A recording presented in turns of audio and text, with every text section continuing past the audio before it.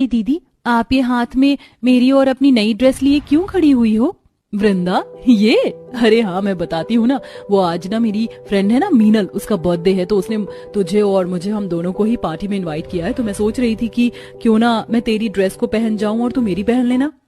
ठीक है दीदी, आप पहन लो। वैसे भी दोनों ने एक एक बार तो अपनी ड्रेस पहन ली है, अब अदला बदली करके पहन लेंगे तो सभी को लगेगा हमने नए कपड़े बनाए हैं। सही कहा, यही तो बहन होने का फायदा, एक दूसरे के कपड़े पहन सकते हैं और साथ ही एक दूसरे के पर्सनल फोटोग्राफर भी होते हैं। दीपिका और वृंदा दोनों ऐसे ही बातें करने लगी। फिर वो दोनों एक दूसरे की ड्रेसेस पहनकर पार्टी में जाने को रेडी हो गईं। वृंदा और दीपिका दोनों बहनें थीं। दोनों ही बहनों में बहुत ज्यादा प्यार था और वो दोनों घर में बिल्कुल पक्की सहेलियों की तरह रहती थी। पार्टी में जाकर भी वो दोनों साथ साथ रहीं। साथ साथ ही उन्होंने खाया पिया और फिर साथ ही वो दोनों घर लौट आई। ऐसे ही काफी समय तक सिलसिला चला और अब दोनों ही बहनों की शादी हो चुकी थी। किस्मत से दोनों बहनों को अड़ोस पड़ोस में ही ससुराल मिला, लेकिन दीपिका का ससुराल अमीर था और वृंदा का ससुराल गरीब था। अब दोनों ही बहनों की शादी हुए एक हफ्ता बीत चुका था।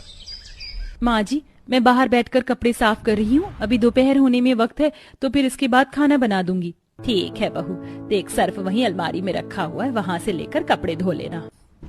दुर्गा की बात सुनकर वृंदा सिर्फ अलमारी से उठाकर बाहर कपड़े धोने को आ गई।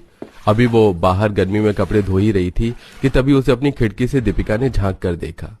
ये क्या वृंदा, यहाँ बाहर बैठकर कपड़े धो रही हो?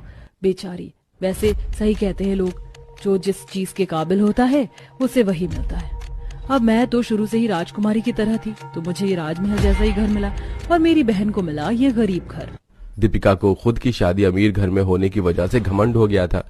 वो खुद से ऐसे ही बोलते हुए घर में अंदर चली गई। ऐसे ही एक दिन दोनों बहनें बाजार में मिली। दीदी, अरे दीदी, आपको कितने वक्त बाद देखा। कहने को हमारी शादी आस पड़ोस में ही हुई है, लेकिन शादी के बाद से आपकी झलक भी अभी ही देखने को मिली। और सुनाओ, सब कुछ कैसा चल रहा है? अच्छा ही है। मेरे घर में सारी चीजें मॉडर्न टेक्नोलॉजी की हैं, वहाँ बहुत बड़ा एसी है, बस सब कुछ बहुत ही ज्यादा अच्छा है। अरे वृंदा, ये तू कहाँ से सब्जी लाई है? ये तो खुली हुई सब्जी, आलू भी कितने डर्टी हैं। ये देख वृंदा, मैं तो हमेशा मॉल से ही सब्जी लेती हूँ, पैकिंग वाली फ्रेश वेजीज मिल जाती हैं। वो तो सही है दीदी, लेकिन हम गरीब कहाँ ही ये मॉल की महंगी सब्जी खरीद पाएंगे।